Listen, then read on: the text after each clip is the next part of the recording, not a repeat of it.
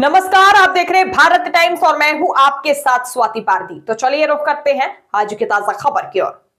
ये बड़ी खबर आपको इंदौर से बता दें, जहां इंदौर में नशे के खिलाफ पुलिस और नारकोटिक विंग की डबल कार्रवाई ने बड़े नेटवर्क का चेहरा बेनकाब कर दिया है। एक तरफ विदेशी महिला लिंडा इंटरनेशनल कोकीन गिरोह की कड़ी बनकर पकड़ी गई, तो वहीं दूसरी ओर राजस्थान का एमडी सप्लायर कुलदीप भी शहर में कदम रखते ही दबोच लिया गया।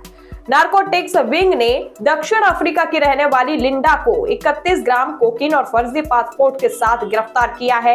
जांच में पता चला कि लिंडा कई शहरों में ठिकाना बदलकर सप्लाई चेन चला रही थी और उसके विदेशी कनेक्शन अब इंटेलिजेंस के रडार पर है।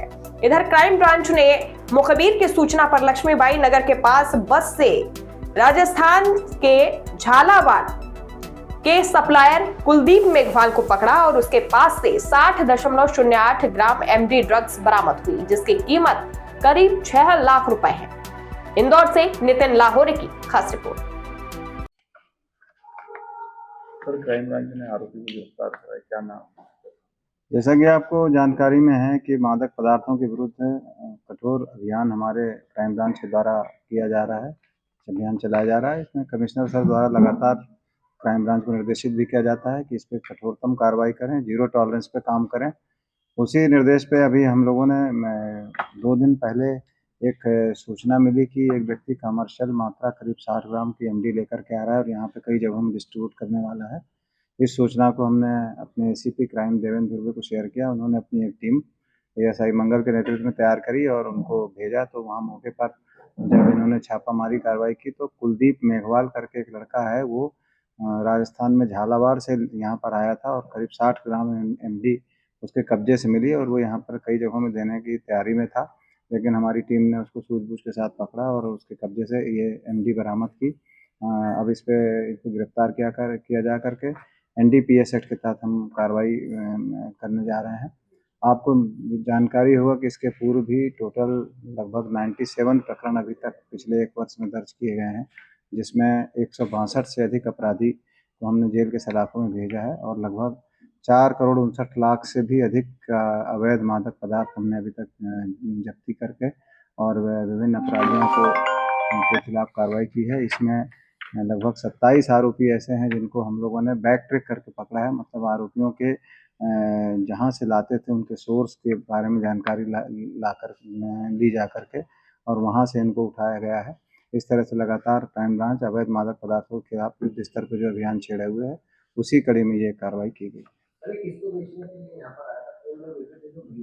यहाँ अभी इसके संबंध में पुलिस रिमांड लेकर के हम पूछताछ करेंगे।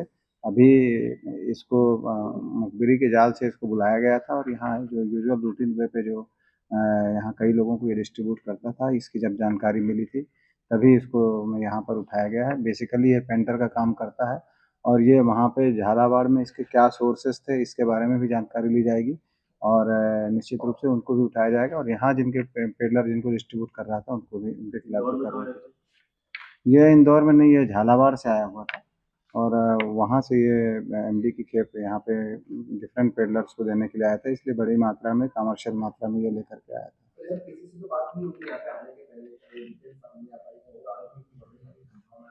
हाँ, इसमें अभी ये आरोपी निश्चित रूप से बढ़ेंगे और अभी इसमें पुलिस रिमांड लेकर के हम पूछताछ करेंगे, सारी जानकारी सामने आ जाएगी। सर, इसका तरीका क्या रहता था लाने का? तरीका इसमें यही था कि ये लोग पहले आपस में बात करते हैं, हर 5वें 7वें दिन मंगाने की कोशिश करते हैं और जब इनके ग्राहक तैयार हो जाते हैं तो ये वहाँ जो झालावाड़ राजस्थान में जो ग्रुप है, जो खास तौर पर बड़े डीलर हैं, उनके द्वारा अपने लोगों को यहाँ पर उनके तरफ से किसी को भेजा जाता है।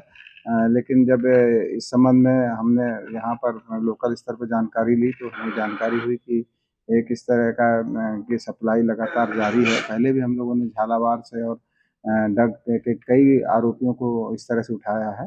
तो जैसे ही जानकारी मिली तो हम लोगों ने अपनी मुखबिरी उसमें करी और उसके बाद सटीक जानकारी के आधार पर इसको उठाया और ये कार्रवाई लगातार जारी रहेगी, चाहे वो कोई कितना भी चालाकी करे। वो क्राइम ब्रांच लगातार इन पे नज़र रख रही है और लगातार इनके खिलाफ कार्रवाई की जाए। जो आया ये बस से आया था, इसने बस का इस्तेमाल किया था और चूँकि सटीक जानकारी थी तो हम लोग इंतज़ार कर रहे थे, जैसे ये उतरा है गाड़ी से, तो हम लोग हमारी टीम इसके पीछे लग गई और इसकी तलाशी लेने पर ये जो मुखबिर की सूचना थी वो सटीक सूचना थी और उसी सूचना के आधार पे इसके कब्जे से एमडी बरामद। को गिरफ्तार किया था उस मामले में जांच की जा रही है, क्या तथ्य अभी तक सामने निकल सकते हैं? जी हाँ, अफ्रीकन देश कोटे दीवार की एक महिला को हमने पिछले दिनों गिरफ्तार किया था, जिसका नाम लिंडा ओडियो, पिता अनाबा, 25 वर्ष की थी। और उससे जो पासपोर्ट हमने बरामद किया था उसमें इन्हीं नामों का उल्लेख था और इसी देश का उल्लेख था। उसी के आधार पे उस पर 31 ग्राम क्योंकि कोकीन जब्त हुआ था, उसको गिरफ़्तार किया गया है और वो अभी न्यायिक हिरासत में है। चूँकि जो पासपोर्ट उससे बरामद हुआ था वो हमें प्रथम दृष्टया कुछ फर्जी लग रहा था और इसकी जांच करने में हम जुटे हैं और एफआरओ सर को हम पत्र लिख रहे हैं। हमने डीसीपी एंटी साहब को पत्र हमने लेख किया है और उसके बारे में विस्तृत जानकारी आ जाएगी तो उसकी लिंडा के बारे में पूरी जानकारी और पूरी उसका जो भी आइडेंटिफिकेशन है वो हमें प्राप्त हो जाएगा और उसके बाद हम उसके जो मोबाइल के डिटेल है उनकी भी जानकारी निकलवा रहे हैं और उसी के बाद में इस केस में आगे बढ़ा जा सकेगा।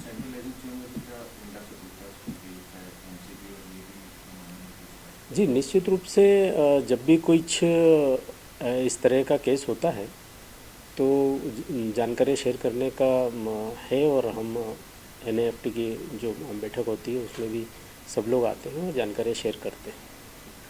सर, ये लिंडा के मुंबई के पते को लेकर के भी क्या पुष्टि हुई है और पासपोर्ट में क्या कोई ट्रैवल हिस्ट्री अभी तक मिली है किसी प्रकार की? उस पासपोर्ट से की ट्रैवल की हिस्ट्री अभी क्योंकि हमने अभी पत्र भेजा है और वो जानकारी मिलेगी तभी कुछ कहा जा सकेगा।